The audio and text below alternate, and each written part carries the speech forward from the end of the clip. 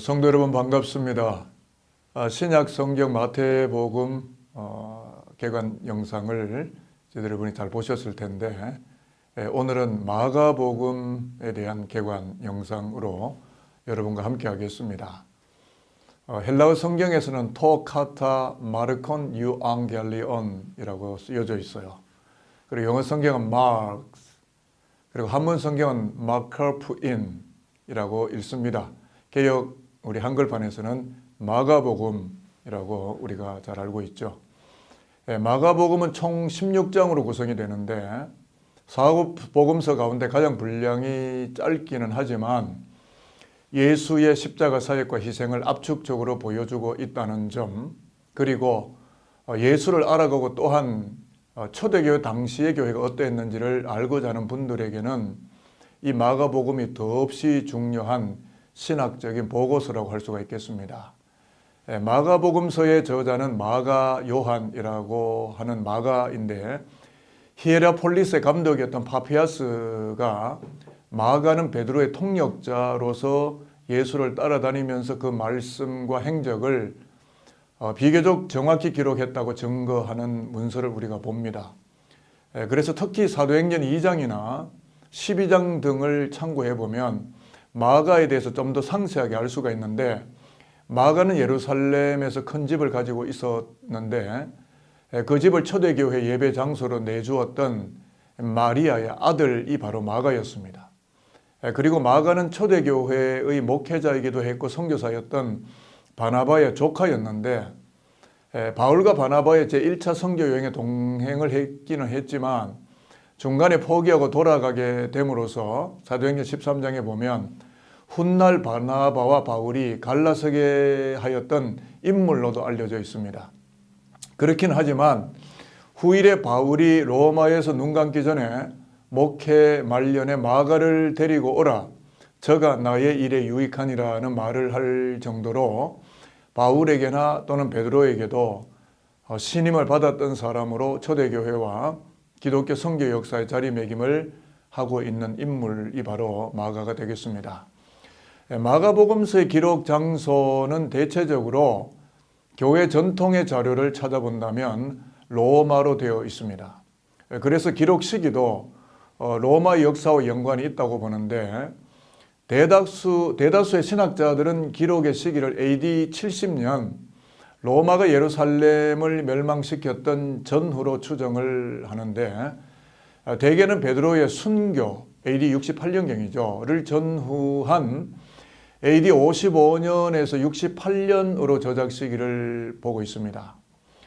저작 시기에 대해서 좀 더 부연 설명을 드린다고 하면 마가복음을 고난의 복음 혹은 박해의 문학이라고도 하는데 AD 64년에 네로 황제 박해가 있었는데 잘 아시는 것처럼 네로가 로마에 불을 지른 방화범들이 기독교인들이라고 누명을 씌우려고 했던 바로 그 시기였고, 게다가 AD 66년에는 유대인들이 로마를 대항해서 유대 전쟁을 일으킬 만큼 유다의 땅은 박해와 전쟁과 핍박의 시기였는데 바로 이러한 고난의 역사 속으로 예수가 십자가를 지려고 오셨다는 것을 마가가 기록에 남기고 있다는 것이 되겠습니다. 마가복음에는 구조적인 특징이 여러 가지가 있는데 마가복음의 구조는 크게 전반부, 후반부 이렇게 두 가지로 나눕니다. 전반부는 1장에서 8장까지가 되겠고 예수의 활동, 특히 이적 활동에 관해서 많이 기록을 합니다. 그래서 전반부에서는 예수는 능력이 많으신 내 사랑하는 아들, 하나님이 거룩한 자라는 표현에서 보여주고 있는데 신적 능력을 가지신 하나님의 아들이심을 매우 강조합니다.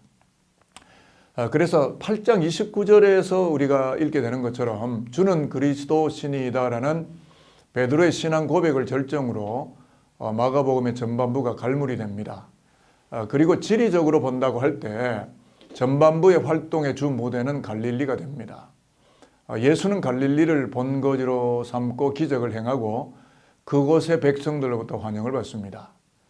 그러므로 예수는 부활하신 후에도 제자들보다 먼저 갈릴리로 가실 것을 예고하셨는가 하면 그곳에서 당신의 제자들을 만나시겠다고 예고를 하셨다고 하는 것을 우리가 기억할 필요가 있습니다. 후반부는 9장에서 16장인데 주로 순환당하시는 예수를 초점을 맞추고 기록을 해나갑니다. 주로 후반부는 예수의 전무후무한 변화산의 신적인 영광을 보여주고 있는데 9장 7절에 보면 이는 내 사랑하는 아들이라고 하는 하나님의 직접적인 음성이 증거로 들려지기도 하고, 그러나 거듭 순환을 예고하는 말씀이 계속 펼쳐집니다. 이렇게 마가는 하나님의 아들 예수가 고난받는 여호와의 종임을 웅변적으로 선포하고 있는데, 매우 특이한 점은 전반부와는 다르게 후반부의 지리적 배경은 예루살렘이라는 점입니다. 잘 아시는 것처럼 예루살렘은 당시 종교의 중심지이기는 했지만 갈릴리와는 다르게 이곳에서 예수는 철저히 배척을 당하고 부인당하며 결국 붙들려서 처형당해야만 했던 고난과 박해의 장소였음을 마가는 그리고 있습니다.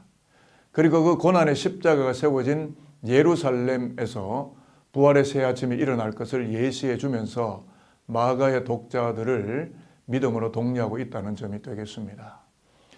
마가복음에는 몇 가지 신학적 특징이 한 두어 가지 정도 제가 말씀을 드리면, 마가복음은 이방 선교를 지향하는 책이다 하는 겁니다. 마가복음에 보면 이방 선교에 관한 뚜렷한 관심과 특징이 나타납니다. 마가복음에서 유대인들은 하나님의 아들 예수를 거부했고, 그래서 마태복음 12장에 포도원 농부 비유가 나오는데, 포도원 주인이 다른 농부를 찾아서 포도원을 맡기는 비유를 말하면서 예수의 천국의 복음은 다른 사람들에게로 향하게 되는 것을 보여주고 있다는 거죠. 그들이 바로 다른 사람들이 이방인들입니다. 또한 복음은 먼저 만국에 전파되어야 한다는 말씀, 그리고 종말에 하나님은 천사들을 보내서 땅 끝으로부터 하늘 끝까지 사방에서 모으신다는 말씀에서도 이방 선교를 바라보게 합니다. 그리고 14장에서도 향후 옥합을 깨뜨린 여성의 비유를 결론 지으면서 예수의 천국의 복음은 온천하 어디서든지 전파되게 될 터인데 여인의 행동도 기억될 것이라는 선포를 통해서 이방인 선교를 이미 암시하고 있는 겁니다. 실제로 예수의 사역을 파고 들어가 보면 헬라 출신인 수로보니게 여인의 딸을 고치시는 사건을 통해서 이방 선교를 이미 말하고 있는 것이고, 마태복음 10장 5절 6절에서는 물론 이방인의 길로도 가지 말고 사마리아인의 고을로도 가지 말고 차라리 이스라엘 집에 잃어버린 양에게로 가라고 하신 예수의 유대 집중적인 선교 방향이 마가복음에 와서는 이방 지역인 두로, 시돈, 그리고 그리스의 10대 도시 집성촌이라고 할 수 있는 데가볼리로 가시는 것을 보여주고 있다는 점이 이방 선교에 마가가 초점을 둔다는 점이 되겠습니다. 그리고 마가의 이방 선교적인 특징이 가장 두드러지게 나타나는 것이 14장 28절이나 16장 7절인데, 여기에서 부활하신 예수님은 제자들보다 먼저 갈릴리로 가시겠다고 말씀하시는 점, 그리고 거기에서 비로소 예수님을 만나리라고 선언하는 이야기 속에서 이방 땅을 마가는 보여줍니다. 마태복음에서는 갈릴리를 이방의 갈릴리라고까지 했는데, 부활하신 예수가 더 이상 예루살렘에 머물러 있지 않고 갈릴리로 가신다고 함으로써 갈릴리의 종교의 생명을 불어넣고 있고, 종교의 중심이 예루살렘에서 이방 지역으로 옮겨가고 있음을 암시하고 있다는 거죠. 자, 그러므로 마가가 자신의 복음서를 전반부와 후반부로 나누어 놓고 전반부와 활동 무대를 갈릴리로 소개를 하면서 그곳에서 생명력 넘치는 하나님의 아들 예수의 이적 활동을 그려낸 반면에, 후반부의 활동 무대인 예루살렘에서는 고난과 박해와 죽음만이 도사리고 있음을 부각시키고 있는 것인데, 마가가 나타내려는 이방 선교를 향한 십자가와 부활임을 증언했다는 것이죠. 마지막으로 마가복음 15장 39절을 보면 예수의 죽음 앞에 이 사람은 진실로 하나님의 아들이었도다 라고 신앙을 고백하는 인물이 나타나게 되는데, 이렇게 고백한 자는 예수의 제자도 아니었고 유대인도 아니었고 이방인 백부장이었다라고 하는 마가의 기록은 그만큼 마가복음이 이방 선교에 목마름이 있고 갈증이 가득한 책이었다는 것을 보여주고 있다는 점이 되겠습니다. 또 하나 마가의 특징적인 부분이 있다면 예수는 여호와의 종이었음을 알려주려는 책이었다는 거죠. 마가복음은 예수의 출생이나 성장 시절의 언급 등이 없이 바로 성년 시절의 세례와 사역을 바로 밝힙니다. 특히 그 가운데에서도 고난받는 종의 모습이 강조되는데 마가복음 전체 분량의 40%가 시간적으로는 3년의 지상생애 가운데 단 일주일밖에 안 되는 예수의 순환 주간에 집중되어 있다는 사실에서 우리는 이것을 금방 알아차릴 수가 있습니다. 하나님의 영광스러운 아들이시면서도 비천한 종의 모습으로 일하시고 또 기꺼이 순환과 죽음까지도 감수하시는 이중적인 그리스도의 모습을 보여주게 되면서 그리스도인의 고난이나 죽음이 결코 그리스도의 무능에서 비롯된 것이 아니고 오히려 고난을 통해서 세상을 섬기고 하나님의 영광을 드러내는 길임을 알리고자 하는 것이 마가의 중요한 신학적인 주제였던 겁니다. 그러므로 마가의 독자들은 큰 박해와 생존 위협에 살아갔기 때문에 마가는 그들에게 신앙의 용기를 고취시켜주는 예수의 이적들을 가득가득 소개해 주었다는 점, 그리고 또 그러한 하나님의 아들조차도 핍박 속에 살다가 십자가에 운명하셨지만 최종적으로는 하나님의 능력 안에서 부활의 대승리를 거두게 됨으로써 마가의 교회 식구들까지도 이러한 예수의 길을 잘 따르기를 촉구하는 복음서를 역사 속에 남기고 기록하게 되었다라고 하는 것이 되겠습니다. 이제 마지막으로 드리고 싶은 말씀은 마가복음서에 나타나신 그리스도에 관한 이야기입니다.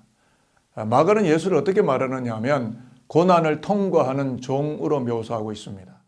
이사야 선지자가 이사야 53장에도 외친 것처럼 고난받는 종으로 오신 예수에게로 앵글을 철저하게 맞추고 있다는 점입니다.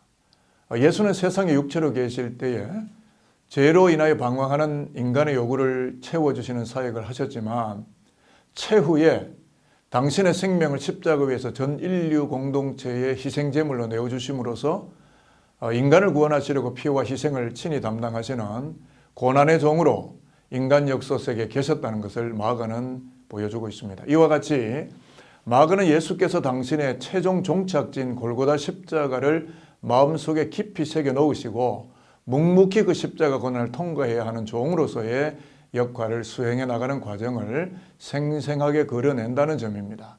그러나 마가는 예수가 결코 힘과 능력이 없으셔서 종의 신분에 머무르신 것이 아니라는 것을 분명하게 합니다.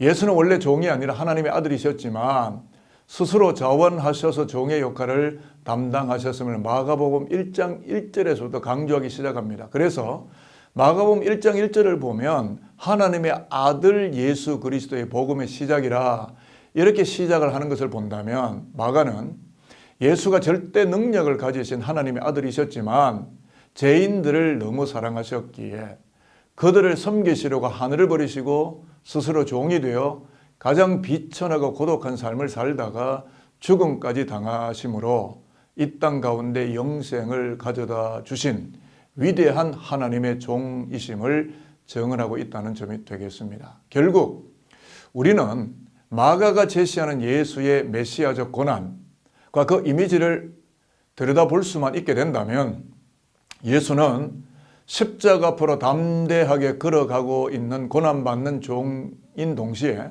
마침내 전 인류에게 영생과 천국의 소망을 가져다 주는 구원의 종이며 참 그리스도이심을 발견케 해 준다라고 하는 것이 되겠습니다. 그러므로 우리는 마가복음을 읽으면서 예수를 깊이 만나시게 되기를 저는 바라겠습니다.